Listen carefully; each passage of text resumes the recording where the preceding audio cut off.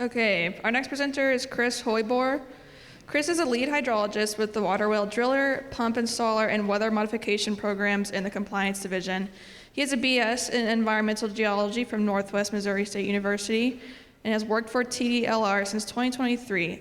His duties include conducting on-site inspections and data collection for water wells across Texas and working closely with water well drillers, landowners, and other agencies to assist with reported complaints. Please welcome Chris Hoybor.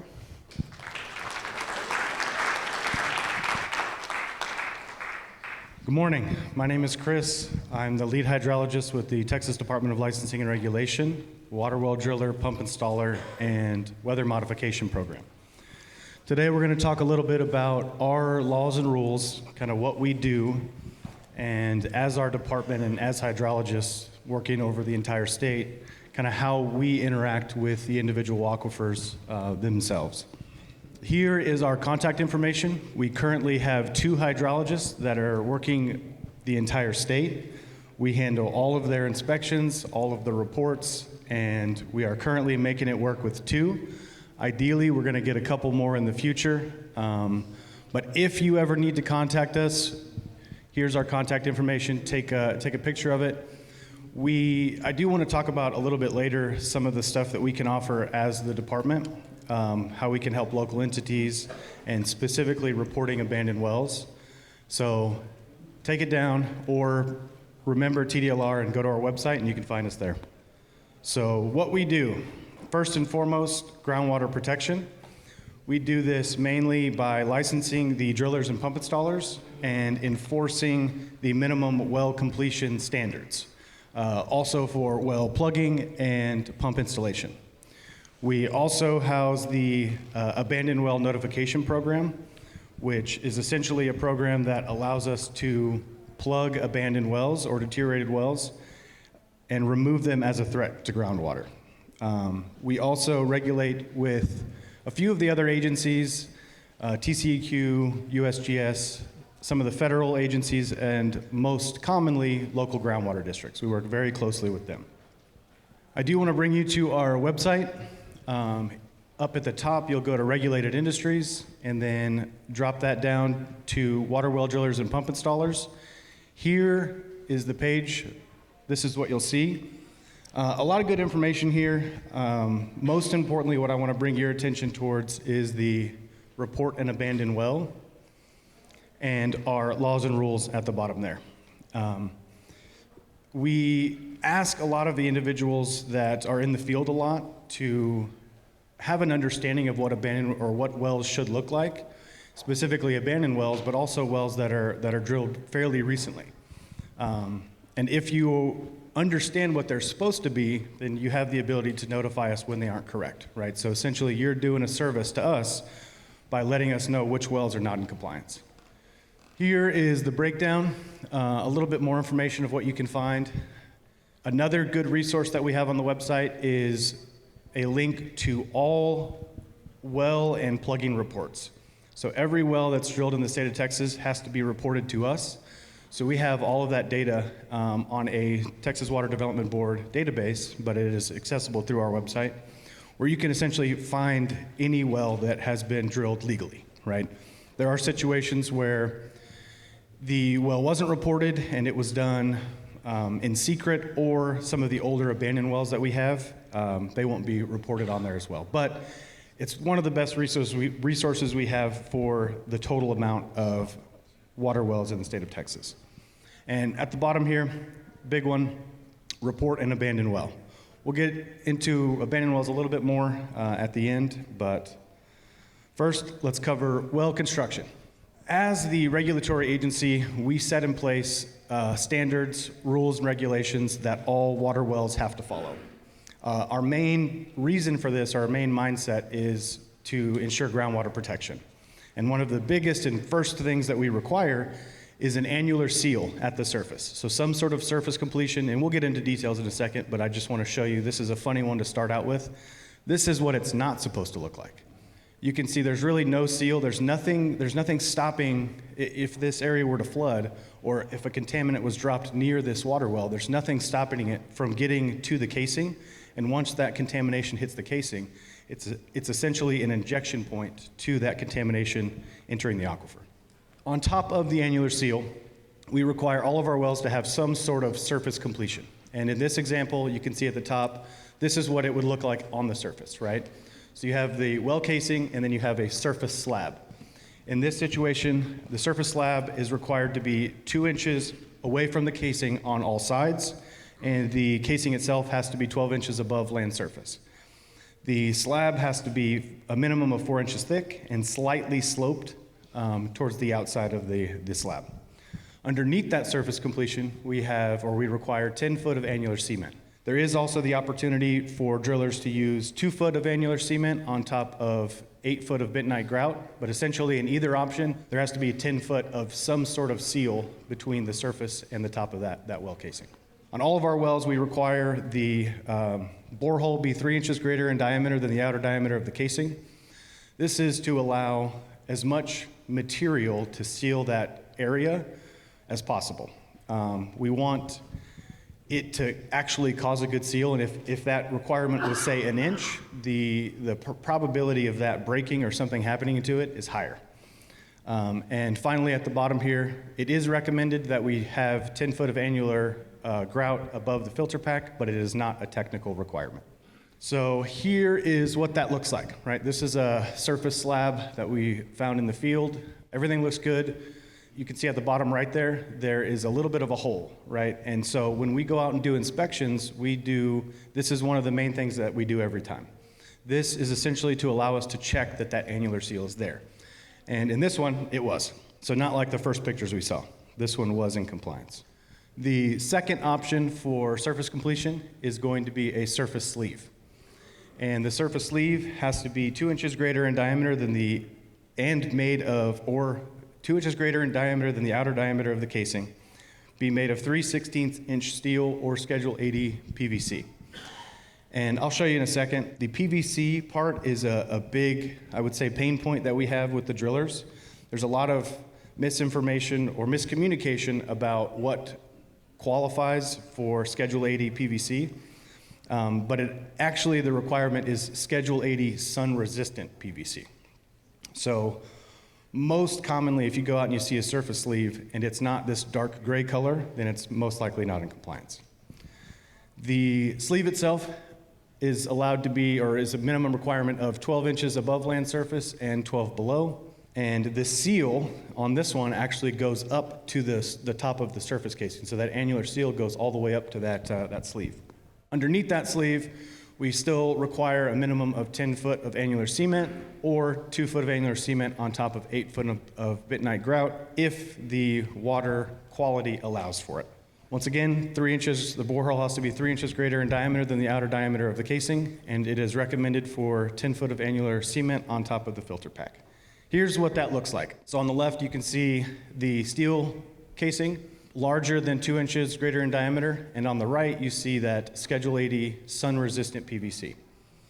I've heard and I've gotten information that there is a non-gray sun-resistant PVC, but I have not been able to get any hard information from a manufacturer that is the case. So essentially, if you see a sleeve out in the field and it doesn't look like one of these two things, give us a call.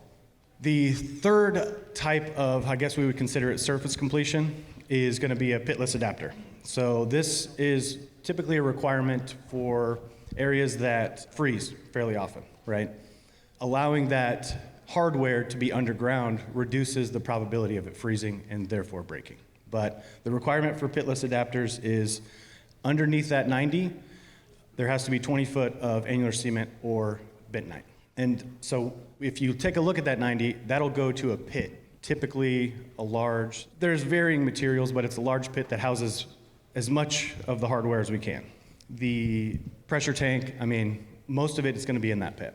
But these aren't very common, especially down here. These are typically what we would see like up in the panhandle, where it does freeze fairly often. With these three type of surface completions, these are our setbacks. So we also enforce the setbacks from potential sources of contamination. But here are the actual, so it has to be 50 foot away from the property line, 150 foot away from any concentrated source of potential contamination, 100 foot from any septic system, absorption field, or spray area, or dry litter poultry facility, and 50 feet away from any watertight sewage and liquid waste collection facility. These are, a lot of times we have drillers or we have situations where, especially when we're dealing with septic, these setbacks can't be met, right? The property, the lot's too small. The other hardware, like the septic system, is already in place before the water well is drilled. And in those situations, we allow what is called a variance. Another reason why, if you don't have our contact information, give us a call. But the variance essentially allows us to approve some sort of proposed method or work with the individual licensee to figure out something that doesn't necessarily meet our requirements, but still keeps groundwater protection in mind. And the most common reason that we see these variances is this 50 foot away from a property line. It doesn't sound like a whole lot, but on smaller lots, and we're seeing more and more of those every year, you just can't hit it. You can't hit 50 foot. So what do? In the case where they can't meet the 50-foot property line setback, we would require them to do what we would call an alternate annular seal, which is 100 foot of cement grout or to the top of the production zone. So in areas where the groundwater is pretty shallow, obviously you can't seal down to 100 foot, so we would allow them to go to the top of the production zone. And what this does is essentially allow as much seal stopping contaminants from getting into that well and then therefore being pumped by through the aquifer. With this one, we also allow a minimum of 2 foot of annular cement on top of 98 foot of bentonite grout. This one's a little bit trickier because a lot of times when we see them request this type of variance or want to do this type of seal, the requirements of water quality. So bentonite has a specific, it won't set up if there are certain contaminants in the water. So a lot of times when we see this type of completion, we don't see that bentonite used. So with this type of annular seal, here are what our setbacks are moved to. 5 foot away from the property line and 50 foot away from everything else. This allows an easier property line approach, if you will, but everything else just gets moved to 50. If there's the situation where they still can't meet one of these setbacks, right? If we tell them, all right, we'll go down to 100 foot or to the top of the production zone, and they still can't hit them, then we would kind of explore some other options on what to do with that variance. And most commonly that looks like we would require them to, if it's a propane line, if it's a septic line, we would require them to seal that off as well, because you can't go any lower if you're already to the top of the production zone. I'm going to go over a couple of our laws. This one is exceptions to the property line distance requirements, but exceptions aren't necessarily the best term for it. We, as the state, set the minimum requirements, and other entities are allowed to set additional requirements on top of ours. And this is most commonly seen by groundwater conservation districts. In areas where either it's prone to overpumping or reduced volume, we see them set requirements between wells where we as the state don't have that. We also allow water wells to be completed in flood-prone areas. Ideally, this is to stop debris, right? If that area were to flood, to stop debris from hitting the top of that wellhead and then potentially causing damage. The requirement is a steel sleeve, so it has to be steel. Schedule 80 PVC doesn't work. Steel sleeve extending 36 inches above land surface and 24 inches below ground surface. So a pretty good protector for the top of that well if you're drilling in a flood-prone area. And this is another issue that we've been having with the drillers, is defining what a flood-prone area is. Whose responsibility is it to know that that's the case? And the bottom line is it's the drillers. We also require the water well drillers use manufactured construction materials. This is predominantly to prevent sand and sediment from entering the well. Most commonly we would see, and I'll get to a picture here in a second, but we would see cuts or something along those lines. And for pump installers, we require them to use manufacturer sizing requirements and wiring specifications. So if the driller wants to use non-manufactured materials, or the landowner would like a cheaper well, right? They can waive their protection, so to speak, in that instance, essentially allowing the driller to use non-manufactured materials. It's not recommended. Here's why. So on the left, you can see Essentially, this is just a piece of blank PVC casing that was, they took a Sawzall to and took some, or got some cuts in. This does increase water production, right? You essentially are creating a screen, but it greatly reduces the structural integrity of that casing. And this is apparent on the picture on the right, where you can see where it buckled in on itself. And these are very expensive mistakes to make, because in this instance, there's really not a lot you can do except try and pull that casing and recase it. But if that's not a possibility, then it's a plug and re-drill. So we talk to our licensees to make sure that this doesn't happen, because you're essentially rolling the dice on how much money this well is going to cost you. We have some approved casing materials. This really hasn't changed. We allow plastic casing, steel casing, fiberglass casing, and in monitor wells, we allow other materials such as Teflon, stainless steel alloys, a few things. But we do have a standard of what can be used. This kind of leads into my next point, commingling.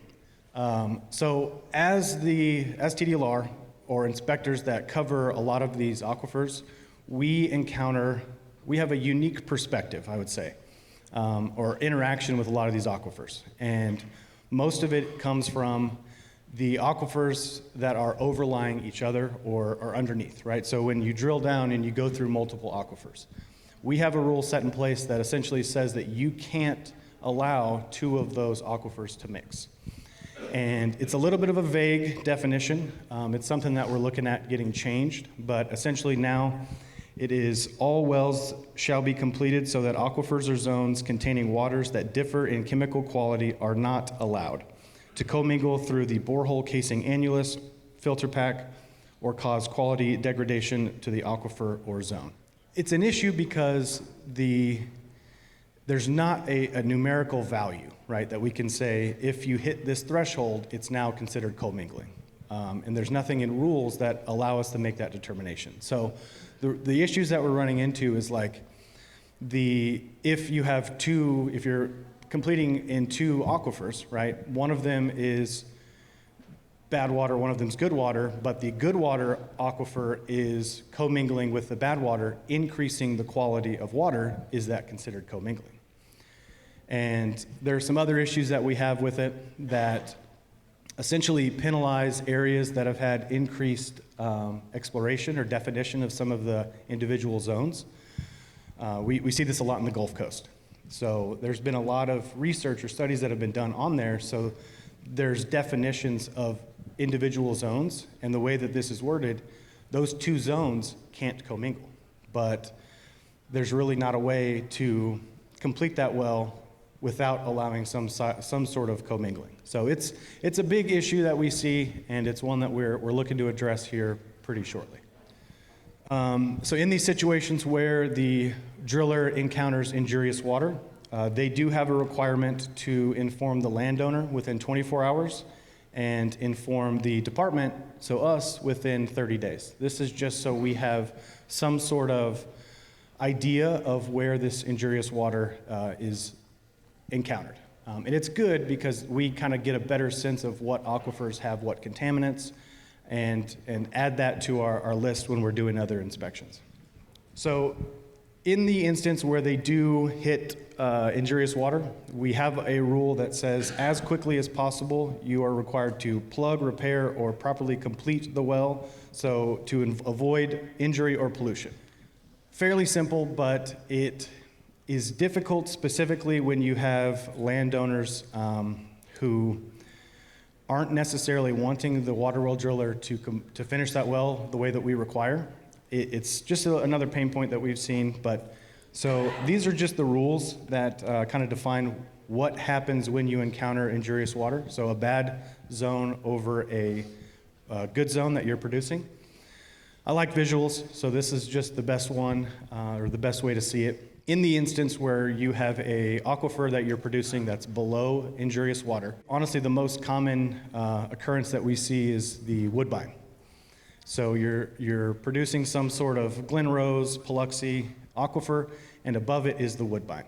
And in the instance where that's the case, you are required to fully seal off that woodbine to not commingle with the other aquifers that you're producing.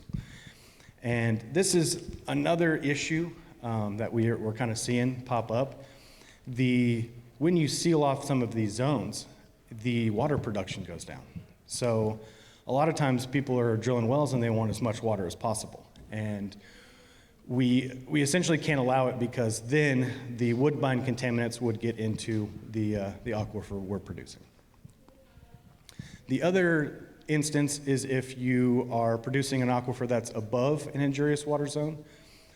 Essentially, you've drilled too far, just plug back to the production zone and completely seal off that injurious water. There are a few instances where you are producing injurious water, and you don't necessarily care about the contaminants, you don't care about the water quality, you want as much water as possible. In those instances, we would require you to seal off those freshwater zones above. This is just a rule that essentially says the licensed driller shall ensure that when injurious water constituents are knowingly encountered, the well be plugged and converted into a monitoring well. So essentially, we have the requirement for the drillers to notify us when there's injurious water, and we have the requirement for them to do something about it. Here's what I was alluding to a little bit ago. There are instances where, say you're drilling for the landowner and you hit injurious water, that landowner could potentially hear that and say your gallons per minute or your production is going to go down. So they don't want you to complete that in that way. But we as the state, we require it for groundwater protection.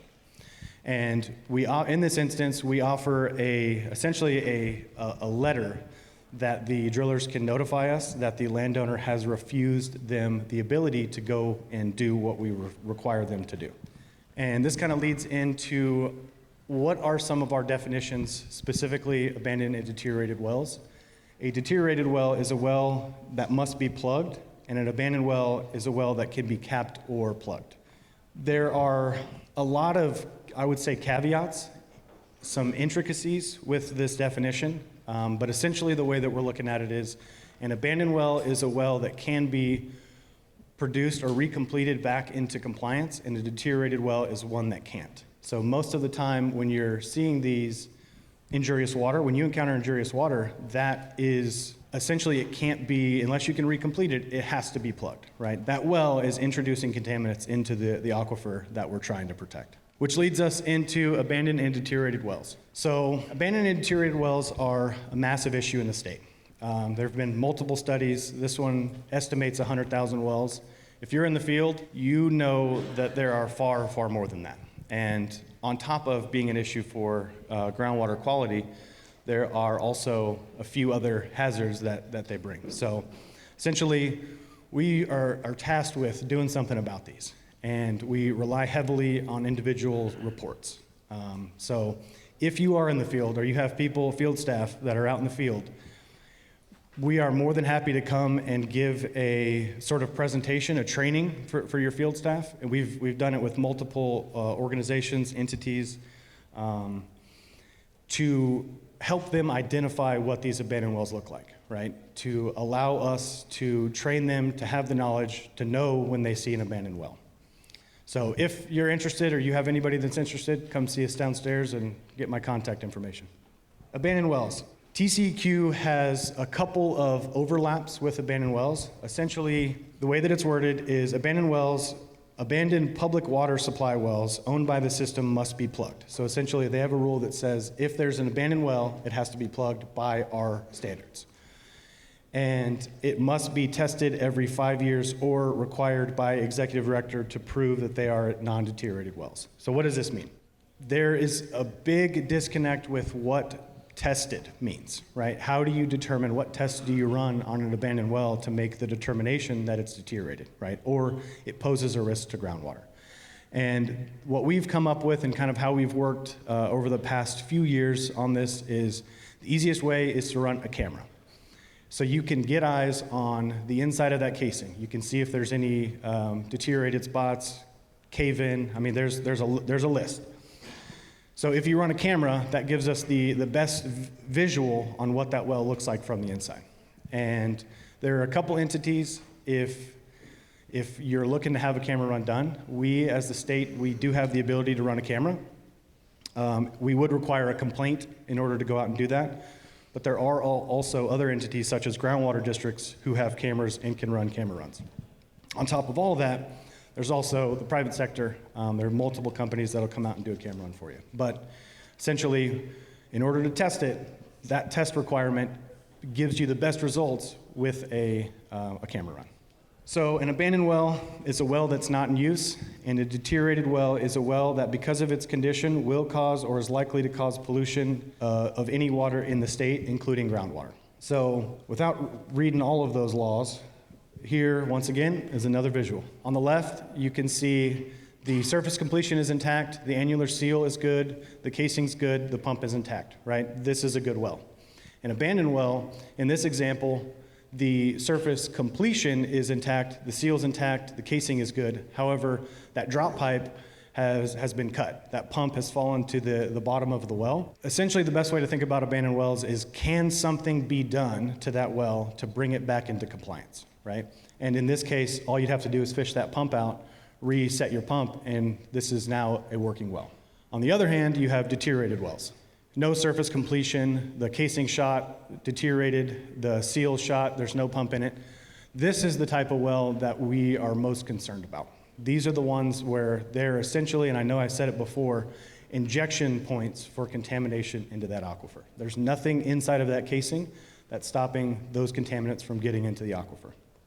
Here is a little bit of a better representation of this from Edwards Aquifer Authority. So you can essentially see on the left, you have the working well. On the right, you have a abandoned or deteriorated wells. And this is a perfect example because we see this quite often, right? Somebody drills a new well, but while they're out there, we see that there's an abandoned well. And the way that I like to have this conversation with the drillers is, no matter how good you complete that new well, if there's an abandoned well near it that's introducing contaminants, you will be pulling those contaminants from your new well, right? You don't have protection filtering the water going into the casing or through that screen.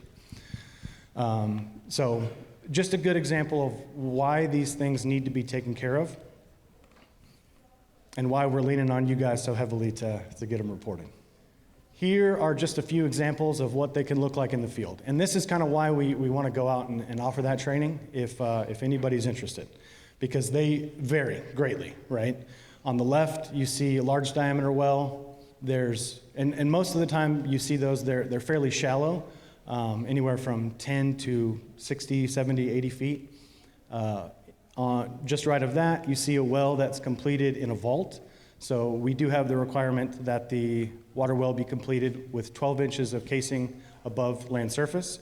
So this one doesn't currently meet our compliance standards. However, this is a good example of one that could probably be recompleted and brought into compliance. So you would essentially just seal up that vault, extend the casing up, and just move your hardware from there. The next one, however, there's no surface completion. This is essentially open hole.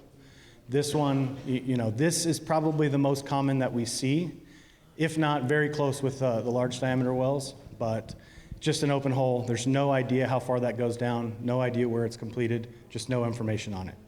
So what we do when we get the report is we go out and we do an inspection. If possible, we can run a camera down.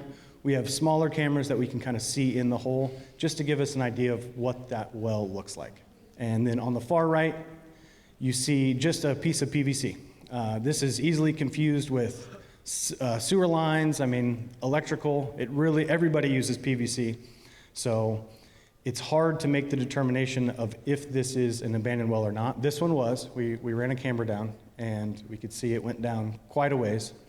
They're tough. They're tough to recognize. So if you see them, just let us know. On top of the water wells being a risk for groundwater contamination, there are multiple cases of this, and there are pages and pages of slides that I could have given you with examples of this happening, right? They are also a massive risk to public safety. We typically see these injuries occur in these large diameter wells. These are very easy for children to slip into. So just another reason of why I'm trying to get everybody behind trying to do something about these. As well as public safety, they're also an issue for wildlife. In this instance, this was a family's prize calf that had fallen into a large diameter well, and after that was no longer considered their prize calf due to some injuries. So wildlife, I mean, it's not something we typically think about, but these abandoned wells or deteriorated wells do have impacts other than just groundwater. Here is our rule that specifically, it essentially says what the driller's responsibility is when they encounter an abandoned well. And it is essentially that they are required to tell the landowner that they have an abandoned well. And this is a big disconnect and something that we've kind of worked out over the past year, but it is not the driller's responsibility. For a long time, we had that miscommunication, and drillers weren't reporting these abandoned wells because they thought that they would be liable, and they are not. It is, in the way that our rules are written, it is the landowner's responsibility. So their only obligation is to notify the landowner that they have an abandoned well. This is just the rule that essentially says if you are to plug a well or recomplete a well, you have to have a license, either a licensed driller or pump installer. Both can plug wells. This is probably one of our closest exceptions, right? This is a better term for that. We do allow the landowner to plug wells themselves. It is difficult to work with them, right? Because they don't necessarily understand the rules or the requirements that we have set in place to protect the groundwater. They don't know how, I mean, they don't even have equipment to go out there and do it. So if there are situations where a landowner wants to plug their own well, which we allow, I would urge them to contact us. So if you're speaking with anybody and they're looking at getting it done, just have them reach out so we can hopefully walk them through the process a little bit better. We do have some requirements for actually plugging wells. First of which is that all surface completion be removed. So all of that seal that we require on the top, that slab or that sleeve, has to be removed. Then the second requirement is that all removable casing be removed. This is another issue or another friction point with the drillers, right? Because if you understand how wells are completed and you understand how long they've been there, right, the likelihood of you getting that casing out is very small. So this is another instance where we see a lot of variance requests. Essentially, they can't, the only requirement is that they attempt to remove all removable casing. We can't require them to do it because there are instances where it's not removable. And finally, the requirement is to pressure cement from the bottom to the top. And in this instance, it was a trimming line, but there's a couple other things that we do allow. In the instance that, say, either the abandoned well or a well that was recently drilled is a dry hole, right? They get to depth or there's no sitting water in it, we know that there's no aquifer at that zone. And we typically see this around 50 to 100 foot in some areas. We would allow, if it's a newly drilled well, it to be backfilled with cuttings, or if it's an old abandoned or deteriorated well, we would allow them to backfill it with clay-based materials, essentially putting some sort of seal there. We do have a section that outlines grandfathered wells. So essentially they are wells drilled prior to June 1st, 1983 will be grandfathered. And the big section here that's bolded is unless that well is found to be a threat to public health and safety or groundwater quality. This was kind of in place for the old farmers or the old irrigation wells. There were so many of them completed back in the 60s that it's not feasible to require all of them to come up and bring that into compliance, right? Because our practices or our standards back then were nowhere near what they are today. But this section essentially allows us to make the determination of whether that grandfathered well is a potential hazard, right? Public safety, groundwater. And then we can remove it from no longer being covered as an abandoned well, essentially just allowing us to do something or do more with water wells that are a potential hazard. All right, next we'll go into our little section about aquifers. So what is an aquifer? We all know what an aquifer is, right? It's where the water's at. There is a scientific definition here, but it's essentially an aquifer is a geologic formation, a group of formations, or a part of a formation that contains sufficient saturated permeable material to yield significant quantities of water to wells and springs. A fancy way of saying this is where the water's at. And this is also another good point to kind of discuss our interaction with these aquifers, right? We cover the entire state. So we have to know a little bit about every single one of those aquifers, right?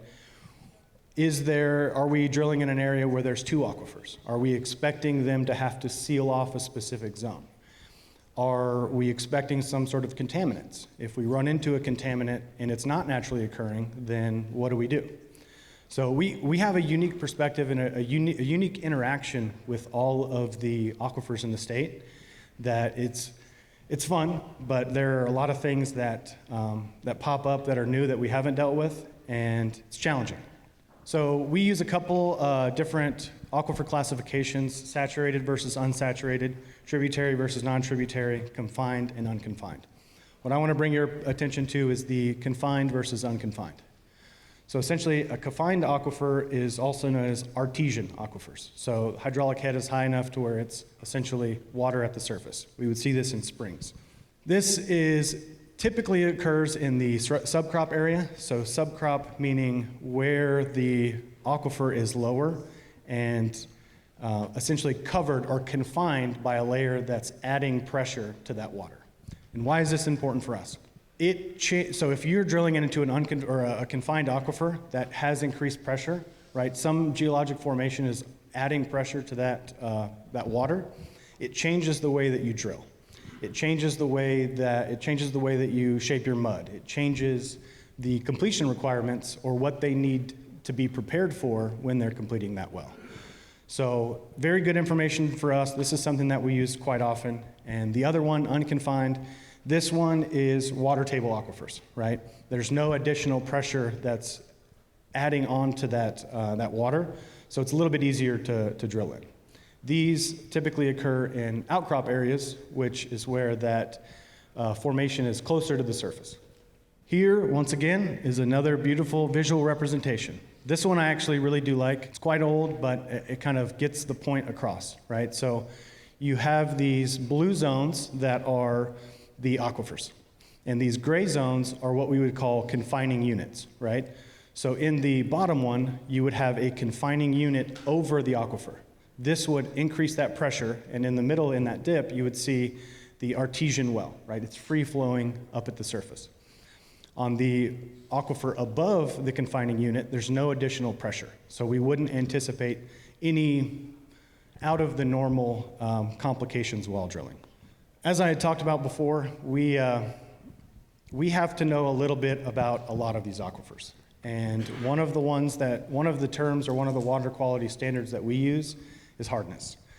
This is the concentration of calcium, magnesium, and strontium expressed in milligrams per liter of calcium carbonate. This one is a big problem for, especially individuals that aren't on public water, for scale. Right? This is commonly what we would see. Scale in boilers, hot water heaters, pipes, we see it fairly common in a lot of these limestone aquifers. The other metric we use this is probably the more common one that we use, is total dissolved solids. So it's essentially the approximate total amount of mineral constituents in the water, right? So all of the other things that are dissolved in that water. And I'd like to bring your attention down to the TDS definition, right, by Texas Water Development Board. The big one that we want to, the line that we want to draw is 1,000, right? Past 1,000, it starts to get a little iffy. That is where the secondary drinking water standards are. I'm sure everybody here knows much more about these contaminants than we do, but we have a few of them that we see often, right? And here's where they are. Arsenic, we see fairly common in the Gulf Coast. Chloride, fluoride, we see it's not in the Carrizo-Wilcox, but there are a couple other situations, and specifically one of the big problem ones is the woodbine in certain areas. But also the woodbine, iron, we see it all. right? But these are the most common ones that we, typically when we go out to do the inspection, we have to be able to make the determination of, is this naturally occurring? Is this something that the driller couldn't have prepared for, right? So essentially the way that our rules are, the water quality is not on the driller, right? They don't have the ability to change the type of water that's in the ground. So we can't hold them to these contaminants being in there. So what we do is we go out and we make the determination, is this naturally occurring, right? Is this not the driller's fault? And we'll get into it here in a second, but there are a lot of instances where these are not naturally occurring. So specifically with arsenic, this is in sulfide deposits. It is also, so it is naturally occurring, but it also is seen through pesticides, waste disposal, and agricultural drainage. It's hard in some of these areas like the Panhandle where there is so much agriculture going on to make that determination of if it's naturally occurring or not. Next is chloride, relatively abundant. It is also present in sewage, oil field brines, industrial effluent, and seawater. But this is another one where we see it quite often. Fluoride, also naturally occurring, typically found from carbonate, volcanic, or sedimentary rocks. It is also, like I said before, everybody here knows about fluoride. It is also used to or added to drinking water. But it is also naturally occurring, so we have to be able to make that determination. Iron, the second most abundant metallic element, it is a big problem. Essentially, when you encounter iron in these water wells, you're asking the life of that water well, right, the standards that we set in place to be lowered. I'm getting cut off, so sorry about that. If anybody has any questions, like I said, we'll be around here, so just reach out. But I appreciate it.